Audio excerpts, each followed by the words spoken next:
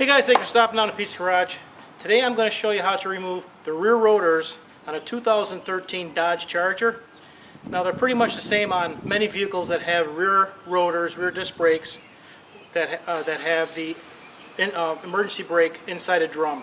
And they're all difficult to remove. Drum brakes are very similar, so it'll be the same technique to remove the drums and to remove these rotors. So let me show you how to do it.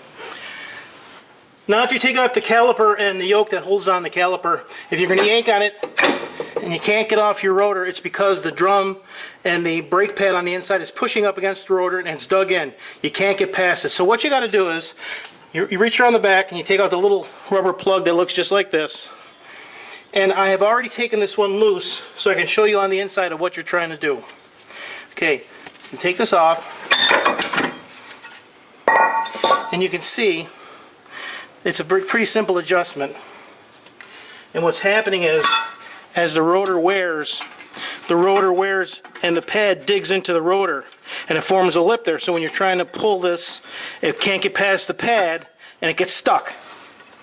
So what you have to do is, this works like every drum brake, going back to whenever drums brake were invented. So they all work the same way.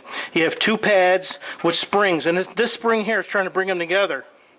This spring is trying to bring the pads together. And there's an adjustment for the emergency brake. When you go in reverse, this actually automatically adjusts. And there's this star here. And I'll zoom in here so you can see the star and how this really works.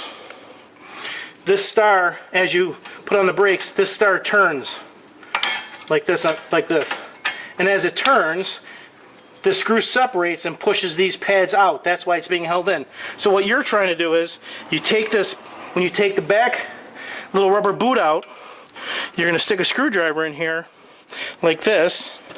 I'll make sure I'm getting a good picture of that. And what you're trying to do is you're going to reach the screwdriver and you just go like this. Just turn that star a little bit at a time. Look from the back, and when you turn that star, the shoes are going to come together and the rotor will come right off. So here we are on the driver's side, and as you can see, it's locked down there pretty good with the pads on the inside driving out on the rotor. So I'll take the plug out on the back. They're on the back side of the vehicle. Take the plug out and I'll start to turn the star. Same thing, just reaching in, turn that star.